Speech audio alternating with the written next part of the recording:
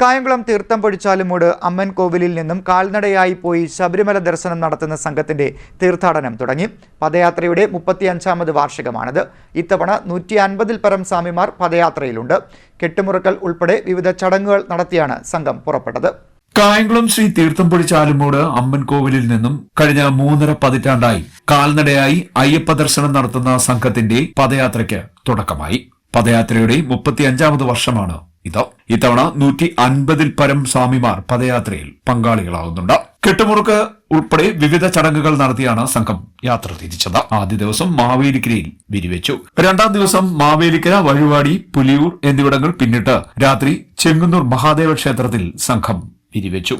ഇന്ന് 155-ൽ പരം സ്വാമിമാരുമായി 35ാമത്തെ വർഷം ശ്രീ തീർത്ഥം പൊഴിച്ചാലുമൂട് അമ്മൻ കോവിലിൽ നിന്നുമുള്ള യാത്ര തുടങ്ങിയാണ്.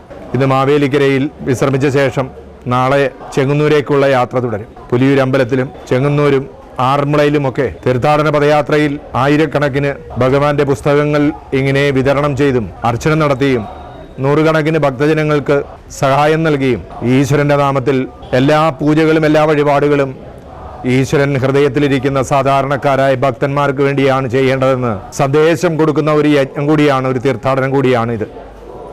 ദേവന്മാർക്കും ദേവിമാർക്കും ഒന്നും അയ്യപ്പ ഭക്തന്മാർ സമർപ്പിക്കുന്ന തുകകൾ കൊണ്ടൊന്നും യാതൊരു നേട്ടവും ഉണ്ടാകുന്നില്ല. എന്നാൽ അയ്യപ്പ സ്വാമിയെ, ഭഗവാനെ, ഭഗവതിയെ നെഞ്ചോട് ചേർത്തത് ശരണം വിളിക്കുന്ന ആയിരക്കണക്കിന് ഭക്തന്മാരുടെ ദുഃഖങ്ങളിലും ദുരിതങ്ങളിലും അവരുടെ പ്രയാസങ്ങളിലും പങ്കുവഹിക്കാൻ കഴിയുക, അതാണ് ഏറ്റവും വലിയ പൂജ എന്ന് പറയുന്നത്. ഭഗവാന്റെ പേരിലുള്ള ധർമ്മവും ഭഗവാന്റെ പേരിലുള്ള കാരുണ്യവും ഭഗവാന്റെ പേരിലുള്ള സുഹൃത കർമ്മങ്ങളും ചെയ്യാൻ നമുക്ക് കഴിഞ്ഞാൽ അത് ഭഗവാന്റെ അഷ്ടാഭിഷേകമായി, ഭഗവാന് നടത്തുന്ന പൂജകളായി. എല്ലാ പൂജകളും എല്ലാ വഴിപാടുകളും ഭക്തന്മാരുടെ ഹൃദയത്തിൽ കുടികൊള്ളുന്ന അയ്യപ്പസ്വാമിയെ നോക്കി ചെയ്യാൻ എല്ലാ ഭക്തജനങ്ങൾക്കും കഴിയട്ടെ എന്നതാണ് ഞങ്ങളുടെ ഈ 35ാമത്തെ വർഷത്തെ തീർത്ഥാടനത്തിൻ്റെ മുഖ്യമായ സന്ദേശം. 7 ദിവസം നീണ്ടു നിൽക്കും. തുലാമാസം 1-ാം തീയതി ആരംഭിച്ച 1-ാം തീയതിക്ക് ഒരാഴ്ചയ്ക്ക് മുമ്പ് എല്ലാ സ്വാമിമാരും ദേഹശുദ്ധിയും വയറിളക്കി ദേഹശുദ്ധിയും ഗൃഹശുദ്ധിയും വരുത്തിയതിനു ശേഷം ദേശക്ഷേത്രങ്ങളിലുള്ള നൂറുകണക്കിനുള്ള ക്ഷേത്രങ്ങളിൽ ദർശനം നടത്തി കൊണ്ടുവന്ന പ്രസാദങ്ങളുമായിട്ടാണ് ഈ യാത്ര. 18-ൽ പരം ഭജനകൾ. എല്ലാ ദേശവാസികളിലും അയ്യപ്പസ്വാമിയുടെ ധർമ്മം എത്തിക്കുക എന്നുള്ളതാണ് നമ്മുടെ ജീവിത ദൗത്യം. എല്ലാ സ്വാമിമാർക്കും അതിന് കഴിഞ്ഞു വരുന്നുണ്ട്.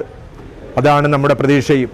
ഏതെങ്കിലും ഒക്കെ സ്ഥലങ്ങളിൽ ഈ പദയാത്രാ സംഘത്തിലെ ഗുരുസ്വാമിമാർ എത്തിച്ചേർന്നിട്ടുണ്ടെങ്കിൽ അതെല്ലാം അറിവും ബോധവും അക്ഷരജ്ഞാനവും ധനവും സമ്പത്തും ഒക്കെ കൊടുക്കുന്ന അയ്യപ്പസ്വാമി തന്നെയാണ് എല്ലാത്തിലും കലിയുഗവരതനായിട്ടുള്ള ഭഗവാൻ. ഈ യാത്ര എല്ലാ കാലത്തേക്കാളും പ്രധാനമാണ്. ഭഗവാനിലുള്ള വിശ്വാസങ്ങളെ എല്ലാം തകർക്കുന്ന കാലഘട്ടത്തിൽ ഭഗവാൻ തന്നെ തിരഞ്ഞെടുക്കപ്പെടുന്ന ഭക്തന്മാരിലൂടെ ഭഗവാന്റെ ധർമ്മവും ഭഗവാന്റെ ജീവിത ദർശനവും നിലനിൽക്കും എന്ന് കാണിച്ചു കൊടുക്കുന്ന കാലം കൂടിയാണ് ഈ നമ്മുടെ മുമ്പിലുള്ളത്. എല്ലാ ഭക്തജനങ്ങളും, നമ്മളെ ശ്രവിക്കുന്ന ഭക്തജനങ്ങൾ അറിയേണ്ടത്, എല്ലാ പുരാണ ഗ്രന്ഥങ്ങളിലും പറയുന്നു, ഭഗവാൻ 3-ാം ദിവസമായ വൃശ്ചികം 9-ന് ചെങ്ങന്നൂർ, ആനന്ദവാടി, ചെറുപുഴക്കാട് എന്നിവിടം പിന്നിട്ട് രാത്രി ആറന്മുള ക്ഷേത്രത്തിലാണ് സംഘം തങ്ങുന്നത്. 4-ാം ദിവസം വൃശ്ചികം 10-ന് ആറന്മുള, കോഴഞ്ചേരി, ചെറുവള്ളിക്കാവ്, റാന്നി, രാമപുരം ക്ഷേത്രം. 5-ാം ദിവസം വൃശ്ചികം 11-ന് റാന്നി, മുക്കട, പഞ്ചതീർത്ഥം എന്നിവിടങ്ങൾ പിന്നിട്ട് എരുമേലി ക്ഷേത്രത്തിലെത്തും. 6-ാം ദിവസമായ വൃശ്ചികം 12-ന് എരുമേലി, പേരൂർ തോട്, ഇരുമ്പൂന്നിക്കര വഴി രാത്രി അഴുത ക്ഷേത്രത്തിലെത്തും.